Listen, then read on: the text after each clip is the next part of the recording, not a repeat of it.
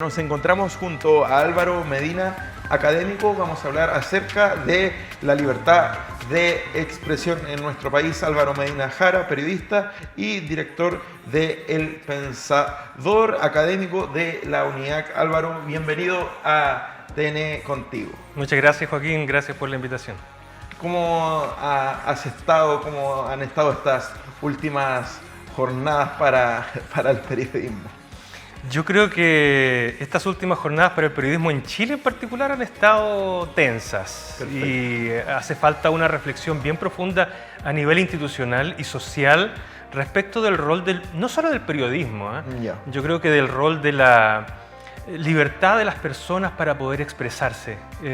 Hoy es un tema que debiera estar encima, sobre todo dado el ánimo y las emociones que están a flor de piel. Exacto. Bueno, para contextualizar, la semana anterior, en medio de la búsqueda de los causantes de la muerte del suboficial Daniel Palma, el general de Carabineros Chaván suspendió el punto de prensa dada la presencia de la periodista Paulina de Allende Salazar, quien en un momento utilizó el término, abro comillas, Paco, el carabinero que había fallecido. En primer lugar, háblanos acerca de la expresión, de la libertad de expresión. Yo creo que... ¿Cómo se define? A ver, tratemos de definirla entrando al tema por dos vías distintas. Una cosa es la expresión propiamente tal que ocupó Paulina de Allende Salazar de Paco, y otra es el momento en que el general Chaván suspende el punto de prensa por la presencia de la periodista en cuestión. Exacto.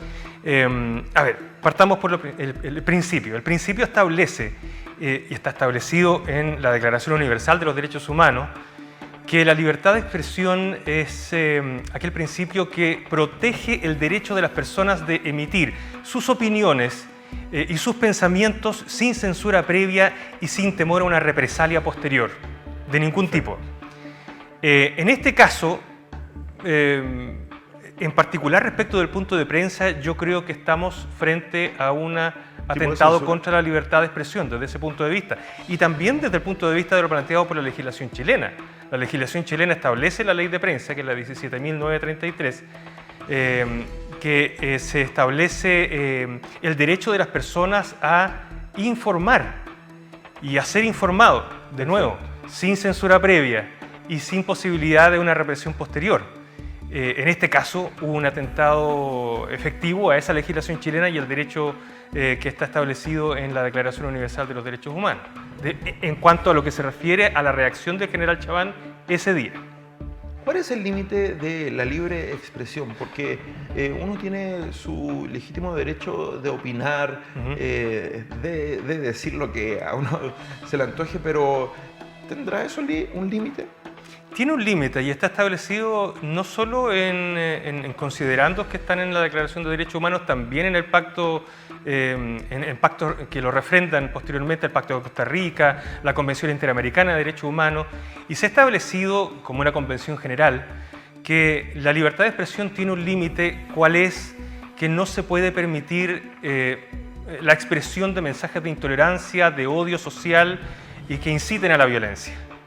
En general, todo aquello que pueda ir en contra del mismo principio, si uno lo lleva a la expresión. Es decir, no todas las expresiones pueden ser válidas desde el punto de vista del control legal y del control de los estados. Exacto. Álvaro, aquí la opinión pública siempre tiene poder en cuanto a estas situaciones, tienen influencia. Está como dividida la cosa. Porque cuando uno ingresa a sus redes sociales, ve a una cantidad de personas apoyando a la periodista y otras en contra de la periodista. ¿Cómo ves tú, cómo analizas este fenómeno de la opinión pública con respecto a lo que pasó con el caso de la periodista Paulina? Yo creo que tenemos que estar conscientes de que estamos en un momento social muy preocupante. El miedo que se ha instalado en la población, la inseguridad como sensación permanente en la población, normalmente tiene como expresión el que las personas pidan dos cosas. Primero, para sentirnos más seguros, normalmente estamos dispuestos a ceder nuestras libertades y derechos en función de que haya un control social más duro que permita que haya una sensación de mayor control, de mayor orden. Eso por una parte. Y por otra parte, cuando nos sentimos inseguros y sentimos miedo a nivel social, también es una reacción muy natural, pero que debe ser controlada, la de reaccionar o sobrereaccionar frente a expresiones o conductas de otras personas. En este caso yo tengo la sensación de que estamos en presencia de un fenómeno de sobrereacción general. Ya, Desde ese punto de vista uno puede decir el general Chabán sobrereaccionó, cometió una ilegalidad, sí, pero uno podría decir sobrereaccionó. El problema es cuando esa sobrereacción se lleva a nivel de las redes sociales o se lleva a la calle. Es decir, desde el 2019 estamos viviendo sobrereacciones el estallido social. por situaciones sociales que pueden tener mucha justificación racional, pero que al final desde lo emocional significan sobrereacciones, y las sobrereacciones son peligrosas. Porque, ¿y qué pasa si esta sobrereacción hubiera estado en un contexto de una multitud, por ejemplo? ¿Cómo habría reaccionado una multitud frente al veto del general, a la periodista que estaba ahí presente? Uno no puede prever esas reacciones y son muy peligrosas. Ya las hemos visto, hemos sido víctimas de esas sobrereacciones. Bueno, acerca del general Chabán, ¿pone en riesgo el hacer este acto la libertad de expresión en nuestro país y en la prensa chilena? Yo creo que sí, en tanto que no haya una respuesta institucional. Es decir, la institución tiene que hacer un autoanálisis como institución, como carabinero. Él no habló como una persona individual, él habló como general a nombre de la institución. Y como general, a nombre de la institución, él formuló un veto contra un profesional de la prensa. Por lo tanto, ahí tiene que haber una disculpa, pienso yo, porque se cometió una abierta ilegalidad tanto de la legislación chilena como a nivel constitucional, como a nivel de la Declaración Universal de los Derechos Humanos. Exacto. Si no se hace eso, sí, yo creo que se está poniendo en riesgo la libertad de expresión. Es una muy mala señal para la libertad de expresión y para la libertad de prensa. Bueno, para ser lo más objetivo posible, la periodista, cuando utiliza este término, ella corrige de inmediato la expresión utilizada, su lapsus. Bueno, y el canal emite un comunicado de inmediato en el mismo programa, mucho gusto. Entonces, debe haber otra autocrítica por parte de la periodista, debe haber otro media culpa. A ver, quisiera ir un paso más atrás respecto de eso. Cuando digo que hay un atentado contra la libertad de expresión, quiero también ser muy crítico respecto, o muy abierto, o reconocer, para ser más claro, que los medios de comunicación son privados en Chile. Exacto. Ya no existen, salvo TVN, que está muy controlado también políticamente, pero ya no existen medios estatales. Por lo tanto, los medios legítimamente tienen sus dueños, tienen sus propietarios, tienen sus líneas editoriales, tienen sus formas de conducir la administración noticiosa. Y los dueños de los medios y los directores de medios tienen derecho a ir fijando ese lineamiento. Desde ese punto de vista, si hubiera habido, por ejemplo, no solo un mea culpa del medio, sino también de la misma periodista, en el sentido de alguna reprimenda, alguna sanción interna, yo creo que habría estado dentro de las reglas del juego. ¿Crees que la sanción del despido fue muy anticipada? Desde ese punto de vista, yo creo que la sanción del despido también obedeció a una... Si bien estaba en su derecho por ser un medio privado, pero creo que fue una sobrereacción, probablemente por la ola de críticas que se produjo en el Consejo Nacional de Televisión.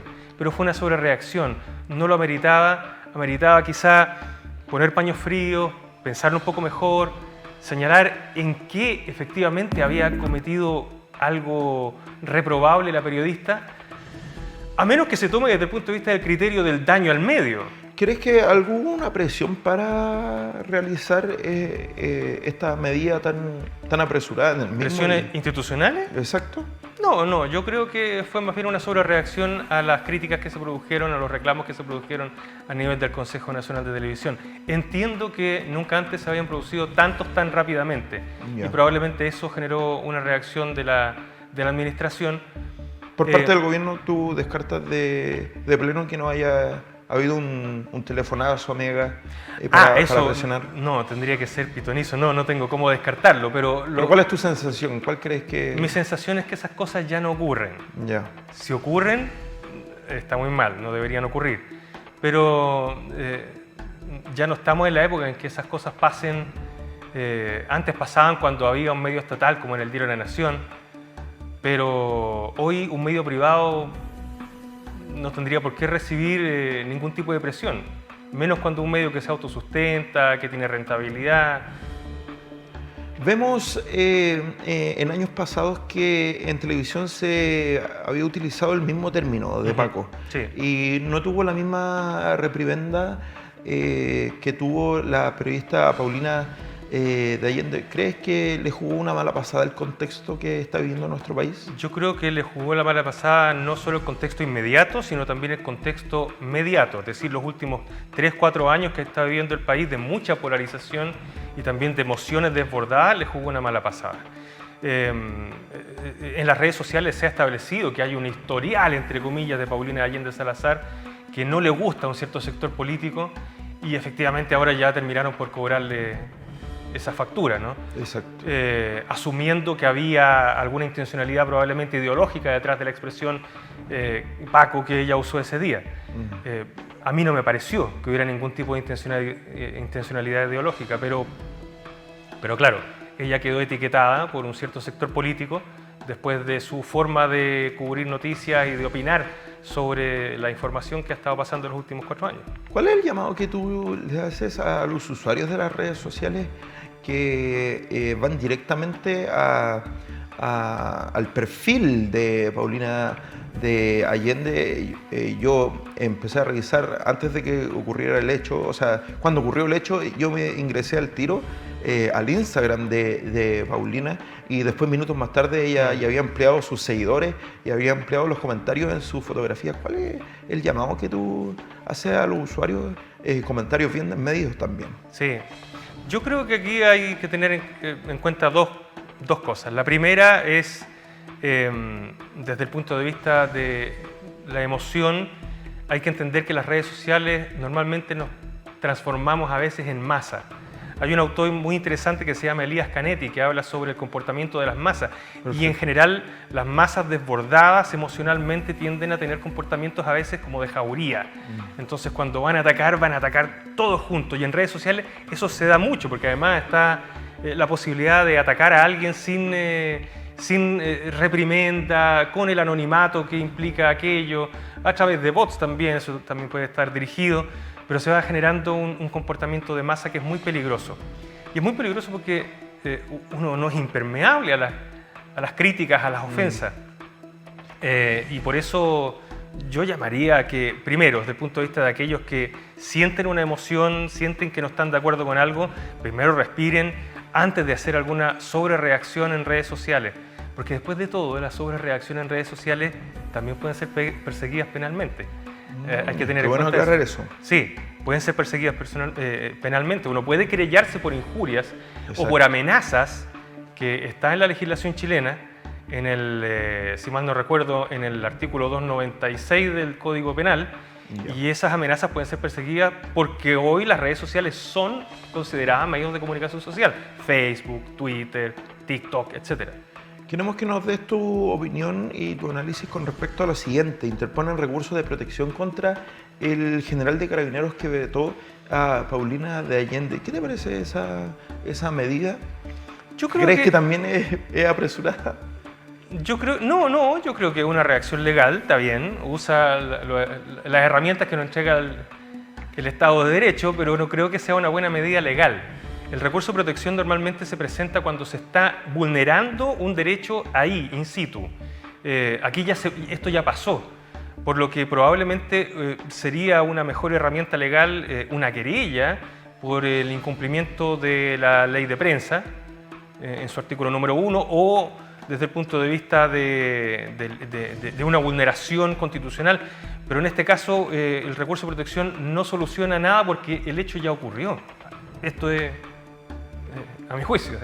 Exacto, estamos hablando junto a Álvaro Medina, académico, periodista. ¿Cuál crees que va a ser el futuro de la libre expresión en nuestro país y en la prensa chilena? ¿Qué pasa si se repite esta situación? Bueno, estamos en un momento de reflexión nacional bien interesante respecto de eso. Se está debatiendo un nuevo texto constitucional.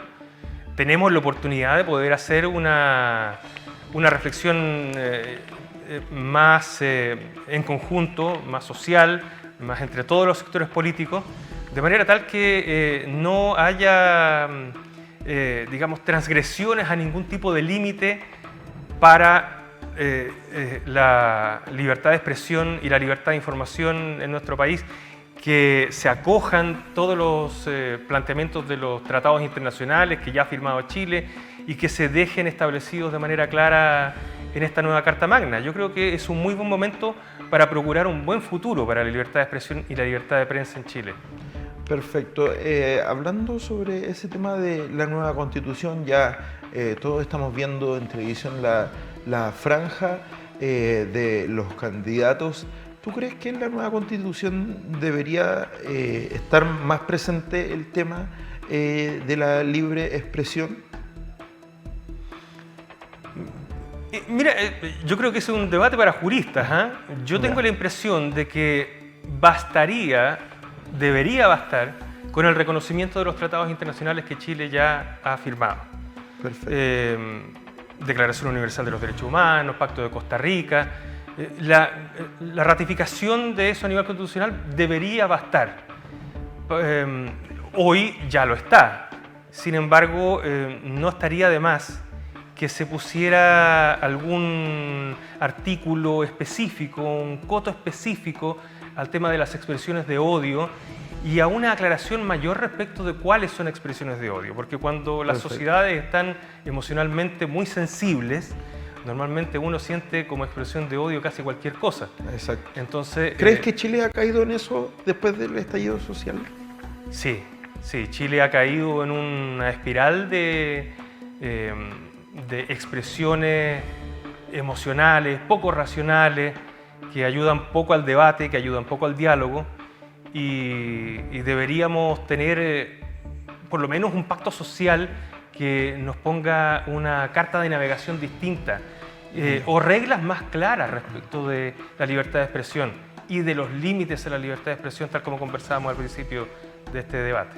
Perfecto. Álvaro, te agradecemos este espacio de conversación en un contexto bien difícil de país, en un contexto donde la libre expresión necesita ser conversada, analizada, comentada, así que te agradecemos este momento, te dejamos para que también te puedas despedir del público aquí en TNE Contigo.